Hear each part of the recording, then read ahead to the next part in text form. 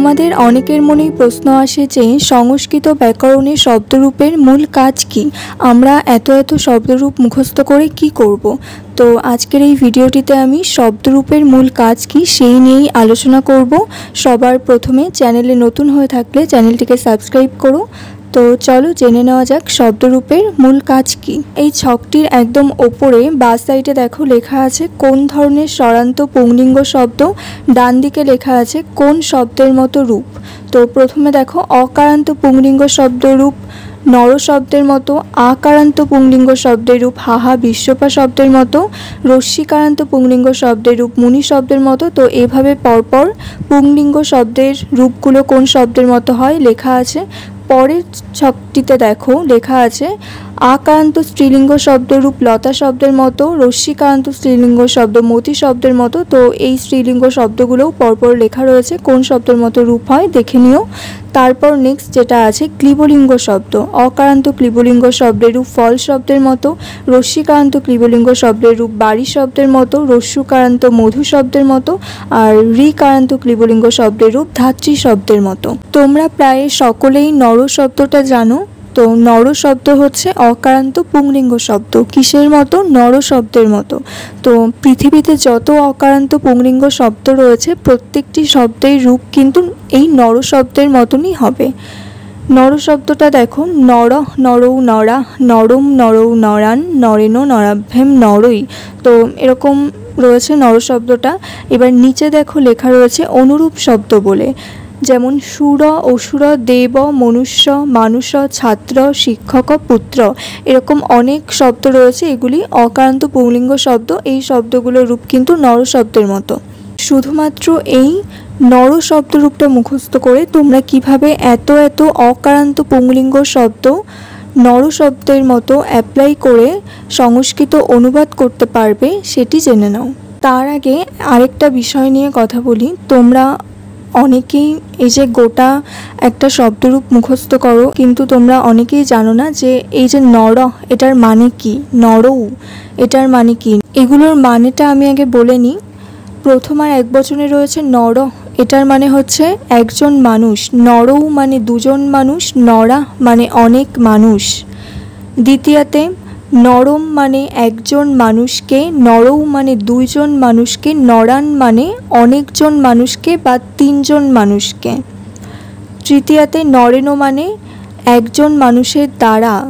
দ্বিবচন নরাভ্যাম মানে দুজন মানুষের দ্বারা, নরই মানে অনেক মানুষের দ্বারা বা বহু মানুষের দ্বারা। নরায় মানে একজন মানুষের জন্য, নরাভ্যাম মানে দুজন মানুষের জন্য, নরেভ্য মানে অনেক মানুষের জন্য। নরাত মানে একজন মানুষের থেকে বা একজন মানুষের চেয়ে, নরাভ্যাম মানে দুজন মানুষের চেয়ে বা দুজন মানুষের থেকে, নরেভ্য মানে অনেক মানুষের থেকে বা বহু মানুষের থেকে বা বহু মানুষের চেয়ে। নরস্য মানে একজন মানুষের, নরয় মানে দুজন মানুষের, নরানাম মানে অনেকজন মানুষের বা বহু মানুষের। সপ্তমীতে নরে মানে একজন মানুষে, নরয় মানে দুজন মানুষে, নরেষু মানে অনেকজন মানুষে। সম্বোধনের এক বচন নর, এটা তো সম্বোধন মানে তোমরা জানো কাউকে ডাকা বোঝায়। তাহলে এরকম হবে যে হে মানুষটি, তার মানে হচ্ছে নর। নরৌ মানে হে মানুষ দুজন, নরা মানে হে মনুষ্যগণ বা হে মানুষগণ। এবার আমি আজকের মেন টপিকে আসি।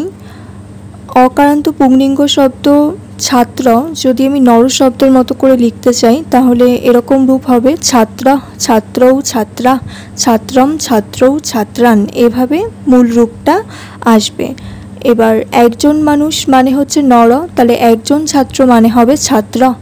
দুজন ছাত্র ছাত্রৌ, একজন ছাত্রকে ছাত্রম, একজন ছাত্রের দ্বারা ছাত্রেন, ছাত্রের জন্য ছাত্রায়, ছাত্র থেকে ছাত্রাৎ ছাত্রের ছাত্রস্য। শিক্ষকও তাই, শিক্ষকের শিক্ষস্য, শিক্ষকের দ্বারা শিক্ষকেন। আচার্য তাই, আচার্যকে আচার্যম, আচার্যের দ্বারা আচার্যেন। তো এইভাবে মূল রূপগুলো আসবে। এবার লতা শব্দরূপটা দেখো, আমি নর শব্দরূপের পুরো মানেটা যেভাবে বললাম, লতা শব্দরূপের মানেটাও কিন্তু ঠিক ওই একই রকমই হয়। লতাকে মানে লতাম, লতোয়া মানে লতার দ্বারা, লতার জন্য লতাওই, এরকম একই মানে হয়। লতা শব্দের নিচেও দেখো নর শব্দের মতো কিছু অনুরূপ শব্দ দেওয়া আছে। আশা, দ্রাক্ষা, ইচ্ছা, বাসনা, উপত্যকা, ঘটনা, এরকম আরও অনেক আকারান্ত স্ত্রীলিঙ্গ শব্দ রয়েছে। তো এরকম পৃথিবীতে যত আকারান্ত স্ত্রীলিঙ্গ শব্দ রয়েছে প্রত্যেকটা শব্দেরই রূপ কিন্তু এই লতা শব্দের মতনই হয়। আমি যদি কন্যা শব্দটা লতা শব্দের মতো করে লিখি তাহলে হবে কন্যা, কন্যে, কন্যা, কন্যাম, কন্যে, কন্যা, কন্যা, কন্যাভ্যাম, কন্যাভি। তো পুরো শব্দরূপটা এভাবেই হবে। কন্যাম মানে কন্যাকে, কন্যার মানে ষষ্ঠীর একবচন লতায়া, সেরূপ কন্যায়া। তো এরকমভাবে তোমরা যদি প্রত্যেকটা শব্দরূপ খুব ভালো করে মুখস্থ করো তাহলে কিন্তু বাংলা থেকে সংস্কৃত অনুবাদ করা তোমাদের কাছে খুবই সহজ হয়ে যাবে। তো আশা করি আমি তোমাদের বোঝাতে পারলাম যে সংস্কৃত ব্যাকরণের শব্দরূপটা আসলে কী কাজে লাগে। তোমাদের কোথাও কোনো কিছু বুঝতে অসুবিধা হলে আমাকে অবশ্যই কমেন্ট করে জানিও, আর ভিডিওটি ভালো লাগলে অবশ্যই একটি লাইক করে দিও আর চ্যানেলটি সাবস্ক্রাইব করে রেখো। আজকের এই ভিডিওটি এখানেই শেষ করছি।